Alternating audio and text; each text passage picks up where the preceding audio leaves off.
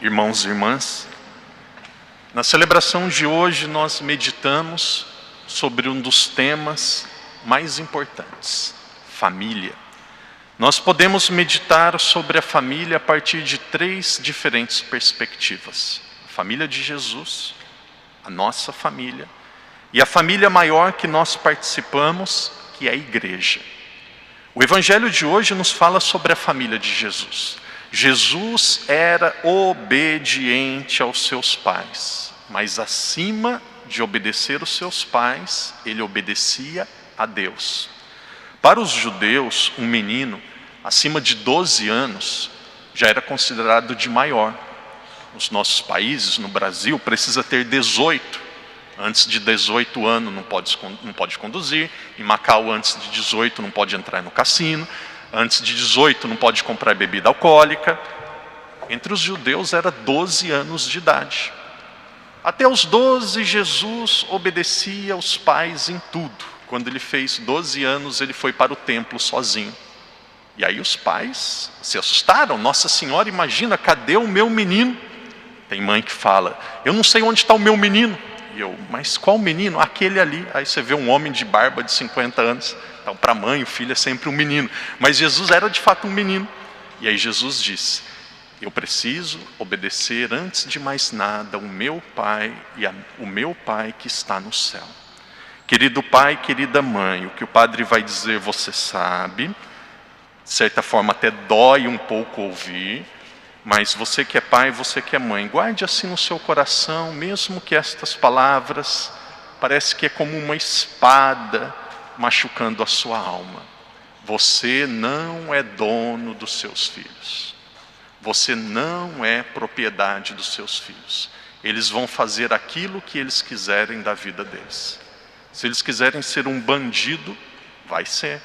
Se quiser ser um traficante, vai ser. Se quiser ser um grande médico, um sacerdote, uma irmã, um homem de grande influência na sociedade, ou uma mulher de grande influência, vai ser. Pai e mãe não conseguem controlar os filhos. Educa e respeita. Educa e respeita. Cada um faz aquilo que quer da sua vida. Veja cada um de vocês, o pai e a mãe não estão na cola, o pai e a mãe não estão juntos. Existe um ditado no Brasil que diz assim, que é muito verdadeiro. Os pais educam para a vida. É isso. Vai chegar uma hora, cada um vai pegar e vai seguir o seu caminho. É isso. Pai e mãe não é dono de filho. Mas ao mesmo tempo não pode ser omisso. Não existe ex-pai. Não existe ex-mãe. Já disse outras vezes, eu chego em casa, eu tomo bênção, ligo em casa, tomo bênção do meu pai e da minha mãe. Em casa, sou padre, sem dúvida, mas em casa eu sou filho, em casa eu obedeço. Então não existe ex-pai, não existe ex-mãe. E pai e mãe não é dono do filho. Existem pais que se culpam, mas o meu filho escolheu esse caminho. Você ensinou tantas coisas boas, agora só guarda algo que não deu certo, que falhou. Pai e mãe nenhum é perfeito. Então esse é o primeiro ensinamento, o ensinamento da família de Jesus. Vamos meditar principalmente sobre as nossas famílias. Eu penso que esse é um dos maiores desafios. É muito difícil falar sobre família, é muito difícil nós conseguirmos meditar sobre isso que é tão sagrado, tão belo. Então aquilo que o padre vai dizer para você, acolha a partir da sua realidade. Nós temos aqui realidades diferentes. Tem realidades que são muito bonitas. Tem pessoas que já são viúvas. Tem realidades, pai, mãe, os filhos aqui juntos na igreja. Tem realidades que já são mais difíceis. Então acolha as palavras do padre a partir da sua realidade. Para começar a falar de família, eu gostaria de partilhar um pouco com vocês sobre a minha família. Eu fui uma pessoa muito agraciada por Deus. A régua, os critérios que eu tenho para avaliar família, se eu considerar a minha família, eu coloco critérios muito altos, que às vezes é difícil as pessoas viverem. E veja, isso daqui não é causa de orgulho, ninguém escolhe pai e mãe. 2 dias atrás, no dia 24 de dezembro, os meus pais celebraram 24 anos de casamento. Nesses 24 anos, eu nunca ouvi o meu pai e a minha mãe discutindo e brigando. Nunca. Padre, eles nunca discutiram, nunca brigaram. Deve ter brigado muitas vezes. Minha mãe já deve ter jogado copo no meu pai deve ter quebrado cadeira. Deve ter acontecido tudo isso. Onde? No quarto deles com a porta fechada. O filho, a filha não pode pagar, principalmente quando é criança, não pode pagar pelos erros dos pais. Brigaram? Sem dúvida, deve ter brigado, discutido. Tem coisa que eu vou saber só no céu. Porta fechada, só os dois em casa. O meu pai, quando ele se casou, 44 anos atrás, ele gostava muito de fumar. Meu pai fumava muito. Gostava muito de beber. Meu pai daqui a pouco liga para mim, filho, não faz isso comigo. O pai gostava de fumar, gostava de beber. O dia que ele casou, ele falou, nunca mais coloco um cigarro na boca.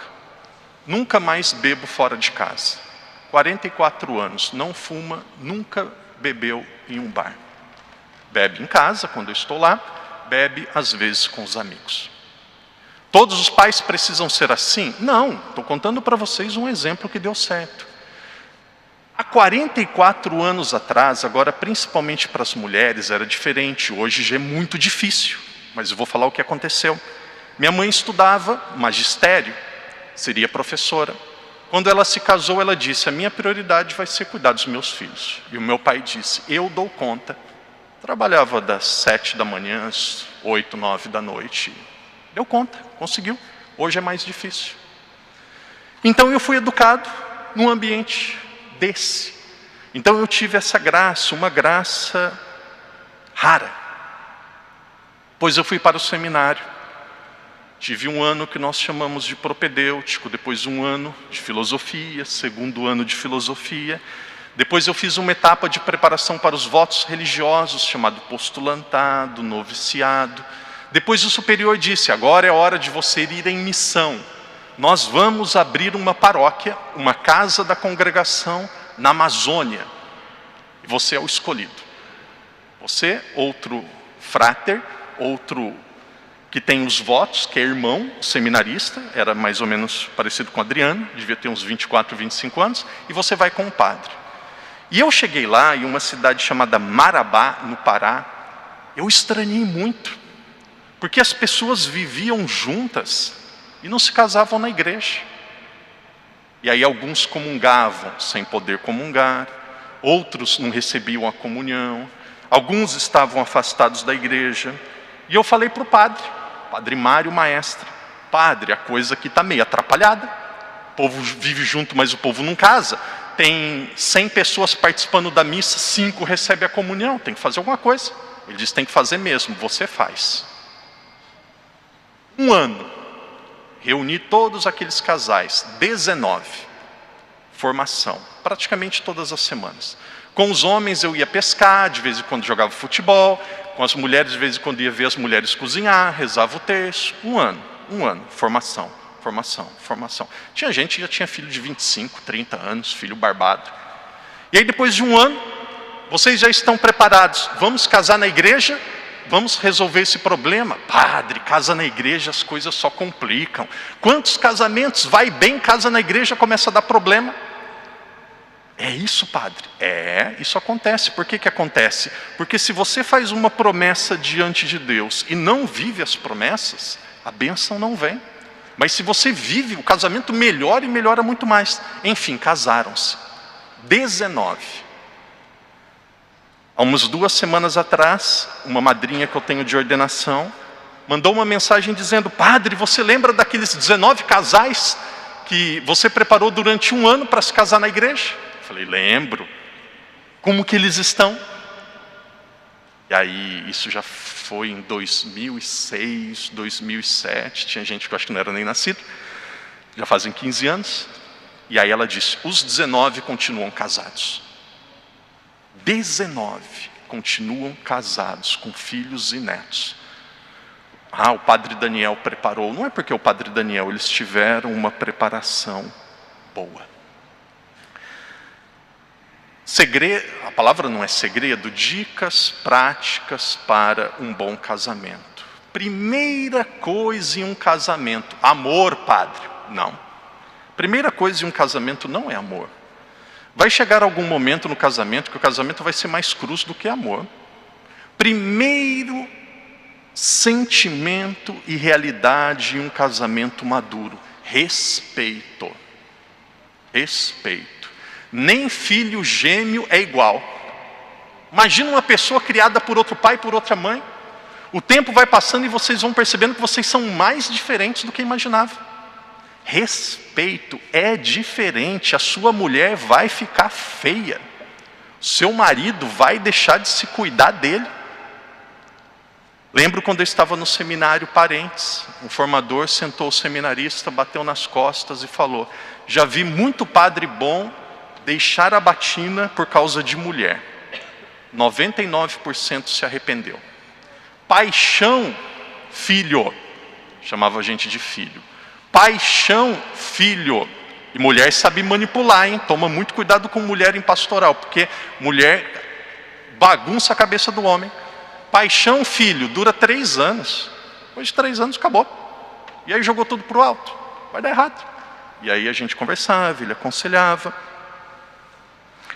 Primeiro sentimento, primeira decisão para dar certo um relacionamento: respeito. Respeito, respeito. Tem que saber a hora de falar, tem que saber a hora de ouvir. Segundo, diálogo. Diálogo. Diálogo não é monólogo.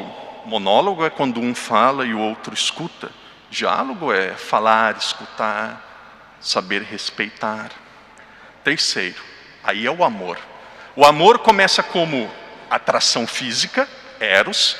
O amor ele se torna filia, se torna amizade. E o amor depois ele se transforma em ágape, que se transforma em dar a vida e em se entregar pelo outro.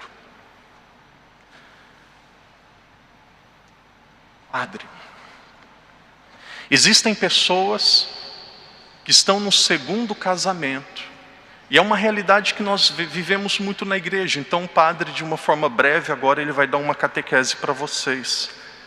Não é questão de julgar, não é de condenar, é ensinar aquilo que a igreja pensa. Vocês têm o direito e eu tenho o dever. Padre, uma pessoa que está no segundo casamento, por que ela não pode receber a Eucaristia? E aí eu tenho sempre 2 formas de responder. A primeira forma, eu respondo para as pessoas educadas, as pessoas humildes, as pessoas que querem resolver os problemas. Parênteses, esses dias tem um homem, eu estou ajudando ele a se preparar para ser crismado e depois se casar na igreja. E ele vinha conversar comigo, e ele nunca falou isso, mas na cabeça dele tem que igreja é coisa de gente atrasada, de pessoa idosa, de gente ignorante. E eu mostrei para ele o código de direito canônico da igreja, desse tamanho. Ele falou: tem isso? Eu falei: querido, claro que tem. A igreja é a instituição mais séria, mais bem preparada do mundo. Tem o código de direito canônico, a igreja tem o catecismo, a igreja tem as normas litúrgicas, tem tudo isso. E aí ele ficou admirado. Fechando parênteses, se é uma pessoa educada que está na segunda união matrimonial, a pessoa deve procurar o tribunal eclesiástico. Existem muitos casamentos que são nulos. E alguns vão dizer assim: padre, eu ouvi falar mesmo, a igreja anula casamento. Não, a igreja não anula. Nem o Papa anula. O que é anular? Anular é um casamento que aconteceu, a igreja pega e corta. Não anula. A igreja diz que existem alguns casamentos que não aconteceram. São nulos. Vivi um exemplo na minha família. Uma pessoa da minha família, de repente, ficou grávida, casou. Desculpa. Fecha esse exemplo, vamos em outro. Tem uma pessoa da minha família, muito próxima. De repente ela se envolveu com um homem, gostava, apaixonou, casou na igreja, e o tempo passava, não ficava grávida, não tinha filhos. E aí depois se separaram, ela conheceu outra pessoa, e eu perguntei para ela: mas por que você se separou? Como foi a preparação do casamento? Ela dizia: padre, ele sempre diz que eu era culpada porque a gente não tinha filhos. E sempre me culpou, brigou comigo. E aí depois ela se separou, casou com outra pessoa, já pegou e teve filho rápido. Eu falei, alguma coisa está errada. Brigava porque ela não podia ter filho e agora ela está grávida. E a gente descobriu que ele mentiu. Ele não podia ter filhos. E na entrevista da preparação para o matrimônio, ele não contou a verdade. Então existe algo fundamental nele que ela não ficou sabendo. Então ela assumiu um compromisso para sempre com uma pessoa, sem conhecer totalmente aquela pessoa. Ela deveria saber, estou casando com uma pessoa que não pode ter filhos.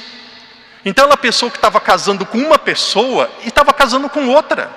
Esse casamento é nulo, não existiu. Ah, padre, então agora anula. Não anula, declara nulo. Tem outro casamento que o homem tinha caso, tinha mulher antes do casamento. E aí chega na hora do casamento, prometo ser fiel na alegria e na tristeza até que a vida nos separa. Ele estava mentindo, ele não prometeu ser fiel, ele não ia ser fiel, ele já tinha outra pessoa. Casamento? Nulo. Promessa não valeu. Então o que vai acontecer? Vai procurar o tribunal eclesiástico, a igreja vai falar, você nunca foi casado. Então casar na igreja não é só colocar aliança no dedo, não é só receber a bênção do padre. Tem uma lista de 20 coisas, tem um checklist, tem uma lista de 20 coisas que precisa passar pelas 20. Faltou uma, nulo, não aconteceu.